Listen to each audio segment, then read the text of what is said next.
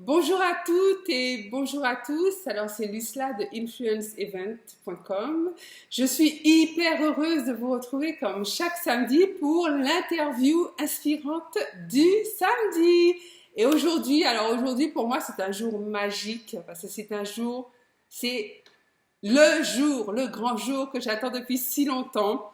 Parce que j'ai la joie, l'immense plaisir et le privilège d'interviewer Alexandra Vilawel-Abrego. Bonjour Alexandra et bienvenue sur Influence Event. Bonjour, merci beaucoup pour m'accueillir ici. Pour ça, justement pour cette rencontre, moi aussi ça fait plaisir de te rencontrer.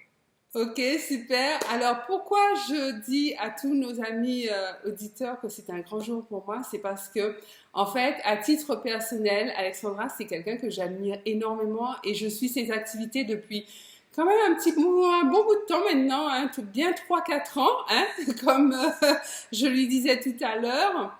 Et c'est une femme qui me fascine dans le sens où déjà, elle a plusieurs casquettes, elle a plusieurs cordes à son arc et j'ai vraiment l'impression que tout ce qu'elle fait, elle excelle. Alors, vraiment, c'est quelqu'un qui m'inspire. Donc, Alexandra Villarreal-Abrego est une coach. Elle est experte et déjà coach certifiée. Donc, pas une coach qui s'est déclarée coach, mais qui a vraiment son certificat. Elle est experte en développement personnel et également en relations humaines. Elle est chef d'entreprise. Elle est auteure, conférencière. Elle a une super chaîne YouTube alors, sur laquelle elle nous dispense tous ses conseils en 3 langues, s'il vous plaît. Français, anglais, espagnol. En 2010, elle a sorti son premier livre qui s'appelle Beyond Beauty en anglais, qui est sorti en français en 2012 sous le titre Au-delà de la beauté. Donc voilà, tellement de choses à dire d'elle. Donc après ma présentation, je vais te laisser le soin, Alexandra, de rajouter ce que tu veux pour compléter ta présentation auprès de toutes les personnes qui nous suivent. Merci beaucoup. Je trouve que la présentation que tu as faite est superbe. Ça c'est vraiment tout ce que je fais. Oui, je suis conférencière, auteure, coach. Je suis tout ce qui a trait avec le développement personnel et aider les gens à créer la vie qu'ils désirent et devenir la meilleure version d'eux-mêmes. C'est ça qui me passionne et c'est ça que je fais depuis déjà 6 ans et que je veux faire pour le restant de ma vie. Donc, c'est ça mon introduction. Très bien, merci. Donc, en fait, tu dis que ta mission, alors sûrement l'une de tes missions, je pense que tu n'en as pas forcément qu'une seule, c'est d'inspirer toutes les femmes à aimer la vie, à aimer les autres, à s'aimer pour elles-mêmes. Donc, on sent que c'est quelque chose qui te tient à cœur. Et disons que tu les inspires, tu les enrichis avec des outils particuliers pour qu'elles puissent avoir les connaissances qu'il faut pour réussir leur vie. Alors moi, je trouve que c'est une ambition, vraiment une belle, grosse ambition. Alors, est-ce que tu peux nous expliquer cette mission ambitieuse? Oui. Je crois fortement en le pouvoir de l'amour. Je crois que l'amour étant une énergie et non une émotion, parce que souvent on pense que c'est l'émotion de l'amour, mais c'est une énergie. C'est l'énergie vraiment qui peut sauver le monde. Donc oui, évidemment, mon audience cible et comme on dit, mon avatar, c'est les femmes. Donc je veux, comme je dis toujours, je vais inspirer, motiver les femmes à aimer la vie, aimer les autres et s'aimer elles-mêmes. Mais c'est aussi pour les hommes, c'est aussi pour les enfants, c'est aussi vraiment pour tout le monde. C'est tout simplement de créer plus de cette énergie d'amour qu'on peut choisir de créer dans notre vie consciemment. On peut faire ce choix conscient de créer cette énergie-là. Et quand on crée l'énergie de l'amour dans notre vie, c'est comme si on commence à vibrer à une fréquence plus élevée, ce qui fait que les opportunités arrivent dans nos vies.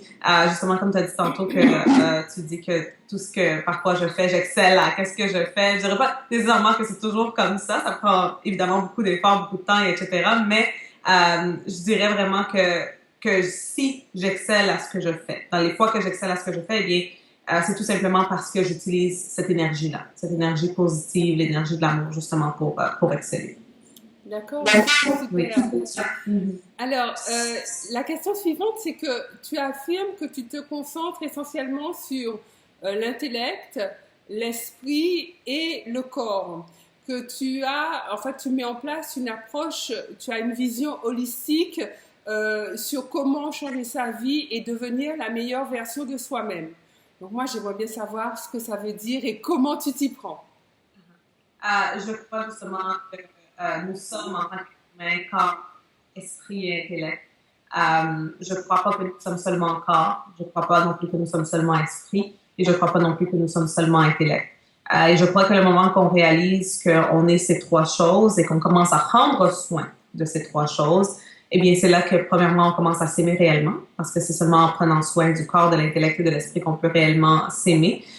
Puis c'est là qu'on peut justement commencer à créer une meilleure vie pour nous-mêmes et ainsi pouvoir aider d'autres personnes à créer aussi une bonne vie pour eux, etc., et vraiment, etc. Donc, je pense vraiment que c'est ça le moment qu'on se réveille tous à cette réalité que il faut avoir une vision holistique. En tant qu'être humain, eh bien, nous sommes ces trois choses-là et que nous devons utiliser ces trois choses-là pour justement être vraiment. Donc, nous devons prendre soin de ces trois choses-là. Eh bien, c'est ça qui peut nous aider vraiment grandement dans la vie à non seulement nous aimer nous-mêmes, mais avoir confiance en nous-mêmes et à créer la vie vraiment qu'on désire.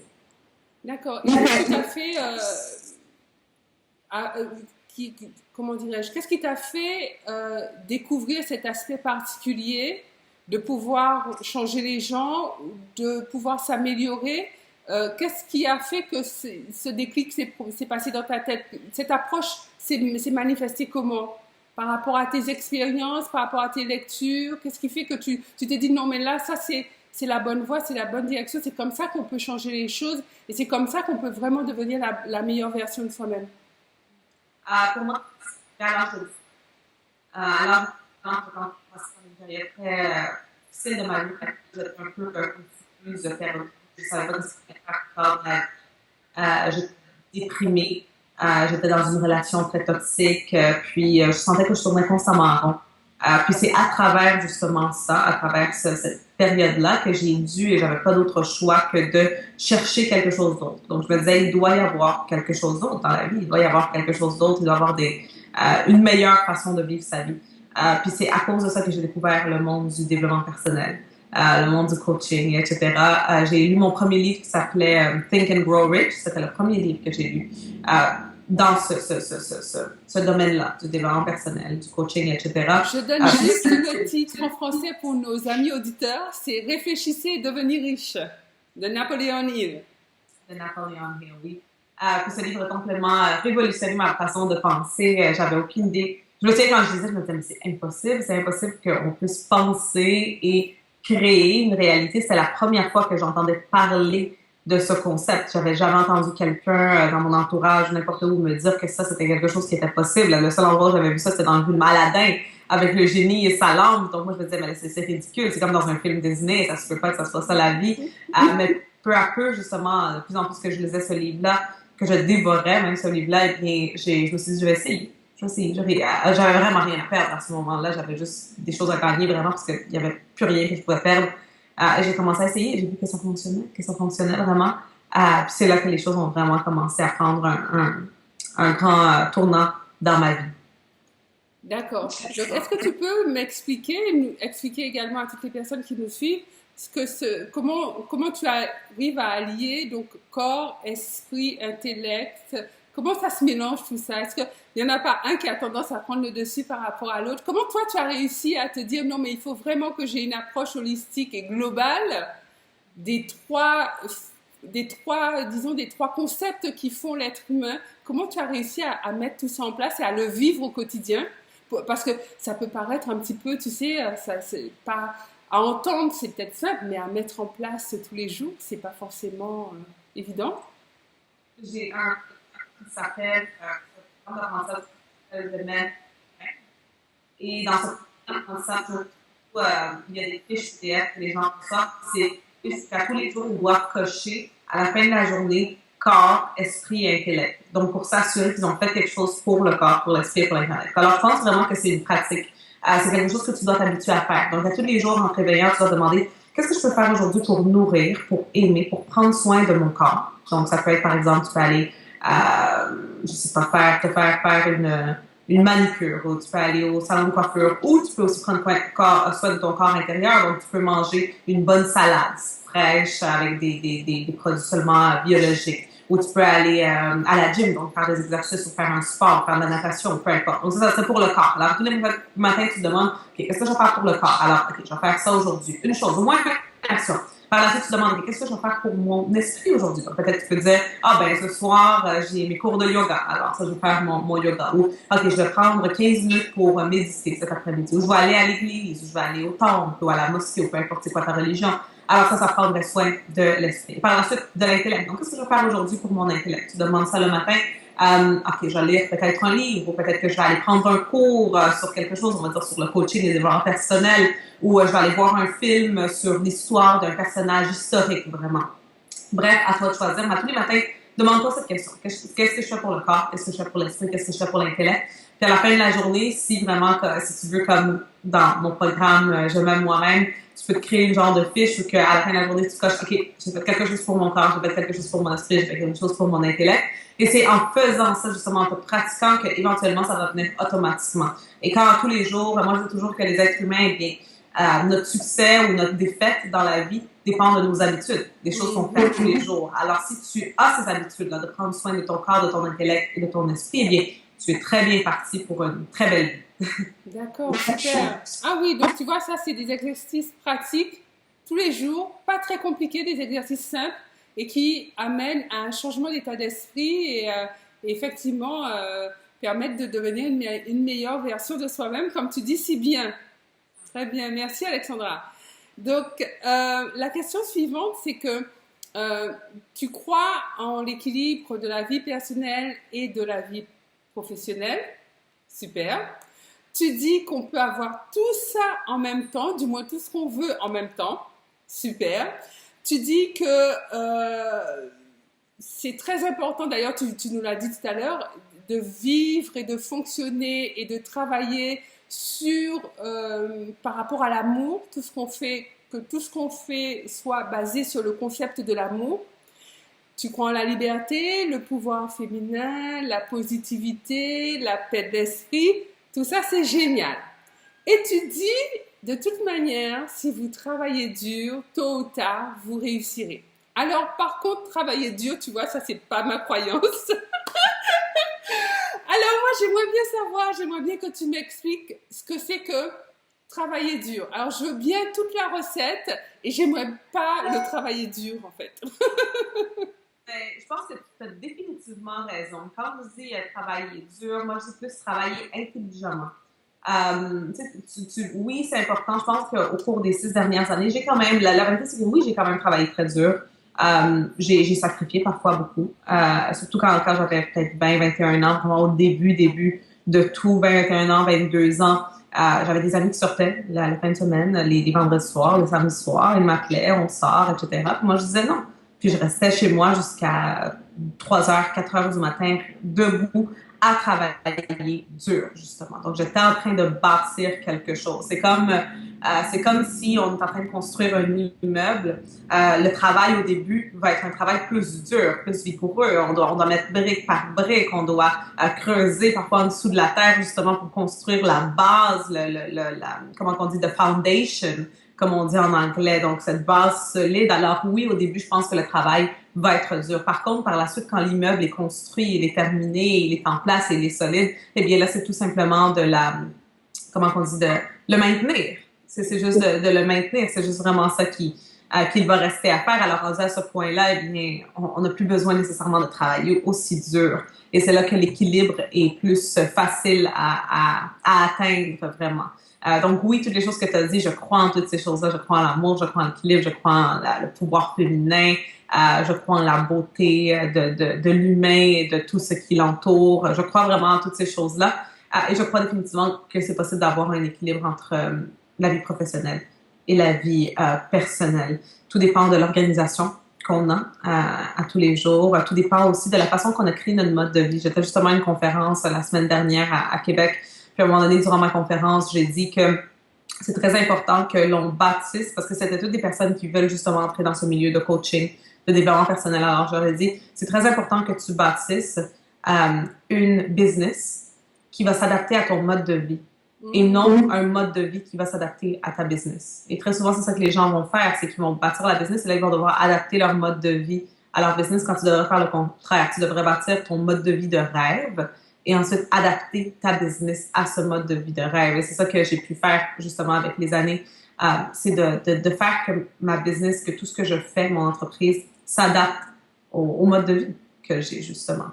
Alors, je pense qu'en faisant ça, c'est définitivement possible de trouver cet équilibre entre les deux.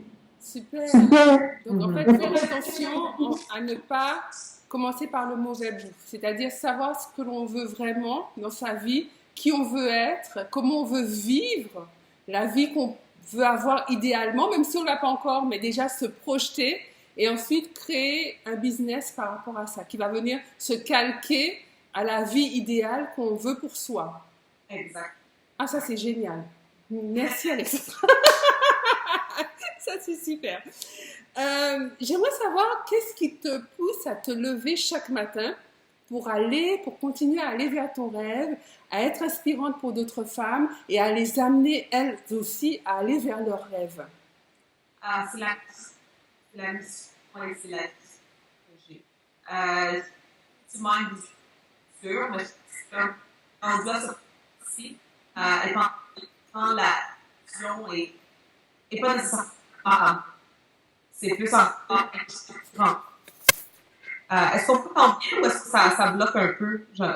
Est-ce qu'on entend bien? Au niveau du son, ça coupe un petit peu. Si tu peux reprendre tes 3 dernières phrases, ça serait super. Je m'entendais, ça résonnait en même temps, donc je voulais m'assurer qu'on entendait bien. Oui, il y avait des petites coupures en fait. Super. Mais comme je disais justement, quand... c'était quoi la question? Je me suis perdue là dans... Alors, je voulais savoir, c'est quoi ton booster le matin? Qu'est-ce qui fait que tu te lèves le matin pour continuer à aller à la poursuite de ton rêve? Puisque tu as déjà pas mal avancé par rapport au début lorsque tu avais la vision. Tu es quand même arrivé à un certain stade. Donc, j'aimerais savoir, qu'est-ce qui te motive encore? Exactement. Je disais, c'est la vision et la mission. Donc, j'ai une vision pour mon futur, mais au-delà de la vision que j'ai pour mon futur, moi, j'ai une vision qui est plus grande que ça. Puis je pense que quand on a une mission et une vision qui va au-delà de qui on est, puis qui n'est pas juste en rapport à nous. Très souvent, on se dit, ah oui, il faut que tu aies une vision, puis là, les gens se créent une vision de, je veux être millionnaire et je veux créer une business et je veux, je veux donner une meilleure vie à ma famille, à mes amis, etc. C'est bien, ça, c'est correct. Mais à la fin de la journée, on vit dans un monde dans lequel on est tous interconnectés d'une façon ou d'une autre. Donc, c'est important que tu penses au-delà de toi, de ton entourage, donc de ta famille, de tes enfants, etc. Et tu penses à la contribution que tu vas donner à ce monde, vraiment. Your legacy, comme ils disent en anglais. Puis c'est ça qui fait que je me réveille justement le matin. Le fait que j'ai cette vision et cette mission dans laquelle je sais que même quand on va dire si je suis fatiguée ou même dans les moments où que j'ai peut-être une tentation d'aller faire quelque chose d'autre au lieu de travailler, eh bien, je me dis non, en ce moment, c'est plus grand que moi. C'est vraiment plus grand que moi. Puis encore une fois, à la conférence que j'ai faite cette fin de semaine, on parlait avec mes autres collègues, avec les autres experts qui sont aussi dans cette industrie, puis on disait à quel point que si on voudrait vraiment, en toute humilité, on va le dire, on pourrait prendre notre retraite demain. On pourrait prendre la retraite demain si on voudrait. Et on arrêterait de faire ce qu'on fait. Mais le fait qu'on continue de le faire, ça montre que c'est au-delà de juste nous et de l'argent et de l'impact que être dans cette business peut avoir dans nos vies. C'est vraiment au-delà de ça. Puis c'est parce qu'on comprend tous qu'il y a une mission beaucoup plus grande que notre propre personne. Alors, je pense que c'est le moment qu'un être humain, n'importe quel être humain, découvre cette mission, cette vision qui se trouve en lui, qui va lui permettre de contribuer, de donner son cadeau, son talent, ou peu importe, à la planète Terre. Eh bien, c'est là que c'est pas difficile. C'est pas difficile de se réveiller le matin quand on n'a pas envie parce que tu comprends l'importance de ce que tu fais. C'est vrai que tout ce que tu me dis, mais tout ce que tu nous dis m'inspire beaucoup parce que, en fait, ça me fait penser à une citation je ne sais plus trop qui a dit ça. C'est assure-toi qu'au jour de ta mort, tu aies laissé le monde dans un meilleur état que tu ne l'as trouvé. Et ça, moi, je te dis, je me dis, waouh, effectivement, quand tu jettes un œil en arrière et tu te dis, finalement, oui, il y a quelques belles choses que j'ai créées et qui ont quand même servi au monde, aussi petites soient-elles, à mon niveau, mais là, c'est quand même une belle réalisation.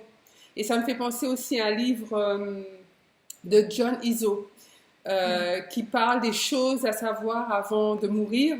Et c'est un livre qui est très... Je me rappelle plus exactement du titre, donc je vous le mettrai sous la vidéo. Ce qu'il faut faire avant de mourir, enfin quelque chose comme ça.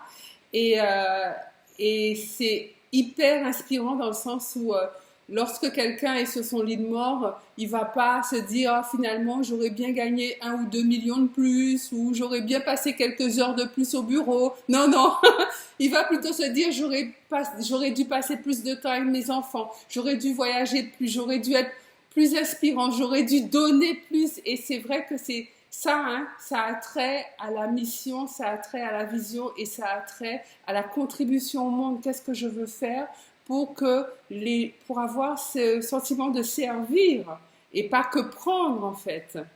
Absolument. Ok. Alors, quel est le livre qui t'a le plus marqué et si tu ne devais en citer qu'un, puisque je sais que tu lis beaucoup, hein, tu lis un livre par semaine, mais si tu devais vraiment faire un choix et n'en citer qu'un seul, quel serait-il et pourquoi? Je vais devoir dire le premier livre que j'ai lu, Think and Grow Rich, parce que c'est le livre qui m'a propulsé à être où je suis aujourd'hui. Sans ce livre-là, sans avoir lu ce livre-là, eh bien, j'aurais jamais découvert cette vérité vraiment universelle qui est que l'être humain a un pouvoir immense qui est celui de créer sa réalité. Puis le moment qu'un être humain se rend compte de ce pouvoir infini qu'on a à l'intérieur de nous, ça change tout. Ça change tout, puis toutes les choses les plus incroyables dans l'histoire de l'humanité ont été créées par des êtres humains qui se sont rendus compte qu'il y avait ce pouvoir à l'intérieur d'eux. Alors, évidemment, il y en a tellement, je pourrais dire, évidemment la Bible, donc définitivement un livre de leçons. Je pense que c'est des histoires, des leçons qu'il y a dans la Bible, c'est des métaphores très souvent. Donc définitivement un bon livre de bonnes leçons, A Course in Miracles, un très très bon livre, définitivement. Sinon, on parle des livres comme de Eckhart Tolle, The Power of Now. Je pense que j'ai une vidéo en plus en ligne sur mes 5 livres préférés sur YouTube, puis je parle justement de ces livres-là. Mais il y en a plusieurs qui m'ont beaucoup impacté, puis je suis convaincue qu'il va en avoir beaucoup d'autres qui vont m'impacter dans le futur. Ok, super. Donc on retient, réfléchissez, devenir riche. De toute façon, c'est un livre qui est incontournable lorsqu'on veut vraiment prendre conscience ou commencer à prendre conscience du potentiel humain. Alors effectivement, définitivement un livre à avoir dans sa bibliothèque. Alors, nous approchons à présent de la fin de cette entrevue. Alexandra, parle-nous maintenant de ton actualité. Quels sont tes projets? Je sais que tu étais beaucoup en conférence tous ces derniers temps en Amérique du Sud, au Québec. Tu pars à Paris le mois prochain, non, dans 2 mois à peu près, début juillet. Donc, on va se voir là-bas. D'ailleurs, je suis impatiente. Alors, raconte-nous un petit peu ce que tu prépares. Oui, effectivement, il y a beaucoup de conférences, beaucoup de voyages. Je suis quelqu'un qui, évidemment, comme n'importe quel être humain, j'aime voyager. Mais en toute honnêteté, j'aime plus rester à la maison. J'aime beaucoup ma routine. J'aime beaucoup le confort de chez soi. Alors, même si c'était tellement un privilège, quelque chose de magnifique de voyager autant, puis de vraiment, en même temps de travailler aussi, prendre des vacances, être à la plage, etc. En même temps, je suis assez contente d'être de retour et de retourner à ma routine. Là, je dois aller justement faire mon épicerie, faire une grande épicerie. Parce que je revenais, puis je restais 1 semaine, puis après je repartais. Donc, c'était comme, OK, je vais pas faire une grande épicerie parce que sinon, la nourriture, elle va pourrir dans le réfrigérateur. Alors, là, j'ai hâte d'avoir mon réfrigérateur plein, rempli, puis retourner à mes petites choses, mes petites habitudes quotidiennes que j'ai. Puis là, c'est ça, justement, on va à Paris très bientôt. Ça a définitivement été un début d'année avec beaucoup de conférences. Je pense que ça va continuer quand même. En ce moment, on est en train de finaliser tout ce qui a trait avec le lancement de mon premier livre, la nouvelle version qui va sortir, qui est une version un peu plus... Parce que quand j'avais écrit mon premier livre, j'avais 19 ans. La version était plus... parfois, moi, je trouve que plusieurs chapitres allaient plus, comment que je peux dire, résonner avec des personnes qui étaient jeunes, comme mon âge quand je l'avais écrit. Mais là, j'ai réécrit une grosse majorité du livre qui va sortir l'année prochaine. Le sous-titre est maintenant différent. C'est Beyond Beauty, A Guide to Self-Love, Confidence and Full Feminine Power. On parle beaucoup justement du pouvoir féminin que j'adore. Donc, je veux parler beaucoup plus de ce thème-là, du pouvoir de l'amour, de l'énergie de l'amour. On parle beaucoup de ça. Puis on parle justement du pouvoir de la femme, le pouvoir spirituel, le pouvoir physique, le pouvoir mental que l'on a toutes les femmes. Alors ça va sortir l'année prochaine, donc en mars pour la Journée internationale de la femme. Alors on est en préparation de ça, mais en même temps, je suis déjà en train d'écrire le deuxième livre. Donc le deuxième livre est presque à la moitié et on pense pour un lancement en 2018 parce que là, on va pas lancer 2 livres en un an, donc on va se lancer l'autre l'année prochaine. Et ça, c'est vraiment jusqu'à maintenant une de mes créations. Non, c'est de la création la plus fière que j'ai. C'est vraiment quelque chose que, depuis 2012, que je pense à écrire ce livre-là. Depuis 2012 que j'ai commencé peu à peu à l'écrire. Mais là, je me suis dit, cette année, il faut que je le termine, parce que sinon, ça va jamais terminer. Puis, à la fin de cette année, eh bien, j'ai un grand lancement à faire d'un programme en ligne. Ça fait très longtemps que c'est quelque chose aussi que je voulais faire et ça va être un gros lancement international, mondial, vraiment, avec des affiliés, des experts d'un peu partout dans le monde, non seulement dans la francophonie internationale, mais aussi dans le côté hispanique international puis le côté anglophone international. Donc, beaucoup de collaborateurs qui vont participer à ce lancement. Alors, ça va être quelque chose de très gros, mais j'ai très, très, très hâte parce que c'est quelque chose qui va beaucoup, beaucoup aider les gens et surtout les femmes, qui est ma clientèle cible. Alors, je pense qu'on est dans une période très excitante dans l'ère humaine. Puis je peux m'en rendre compte quand je vais justement à des conférences comme celle-là à Québec, là, celle-là à Paris, où à Québec, il y avait plus de 750 personnes qui veulent devenir coach, auteur, conférencier, etc. Donc, on peut clairement voir que les gens veulent contribuer. On est dans une ère où que les gens sont en train de se réveiller à ces réalités. Donc, ça, c'est toutes les personnes qui connaissent justement la loi de l'attraction, qui connaissent le pouvoir de l'être humain, etc., et qui veulent partager ça avec les gens. Alors, c'est je trouve, un temps très, très, très excitant dans l'histoire humaine. Puis je pense que dans des décennies d'ici, on va en parler de ce temps-ci, en ce moment dans lequel on est en train de vivre. Je trouve ça extrêmement excitant quand j'y pense vraiment à tout ce qui est en train de se passer présentement. Puis c'est ça, puis c'est vraiment ça les plans pour cette année. J'essaie de pas en mettre plus de plans parce que là, vraiment, ça va être un peu trop. Donc, ma priorité, c'est les livres, les 2, puis aussi le lancement à la fin de l'année. À part ça, bien sûr, je continue mes activités, etc., conférences et autres, vraiment. D'accord, super. Donc, effectivement, je peux constater que tu as une année vraiment qui s'annonce et qui est pas mal remplie, également pour l'année prochaine. Donc, moi, je te souhaite le meilleur. C'est vrai que là, chers amis auditeurs, l'entrevue avec la magnifique Alexandra Villahuel-Abrego est terminée. Donc, je vous remercie infiniment d'avoir regardé cette vidéo. Je remercie Alexandra de nous avoir consacré un peu de son temps à nous partager ses conseils. Justement, si vous avez aimé la vidéo, n'oubliez pas de la liker, de la partager, puisque elle fera sûrement beaucoup de bien autour de vous à 1, 2, 3 personnes qui pourront tirer les conseils nécessaires pour eux aussi devenir une meilleure version d'eux-mêmes, comme nous a si bien dit Alexandra. Moi, je vous dis à très, très bientôt, donc à samedi prochain pour la prochaine vidéo inspirante du samedi. Alexandra, je te verrai avec un immense plaisir à Paris au mois de juillet et là, je suis sûre que ça sera dans une ambiance de folie. J'ai hâte. Donc, pensez tous et toutes que nous contribuons toutes à faire de notre monde un monde meilleur. Donc, allez-y, portez la pierre à l'édifice, n'hésitez pas. À très très bientôt et abonnez-vous à la chaîne YouTube. C'était Lucilla de Influence Event en compagnie d'Alexandra Villahuel-Abrego. À bientôt. Bye bye.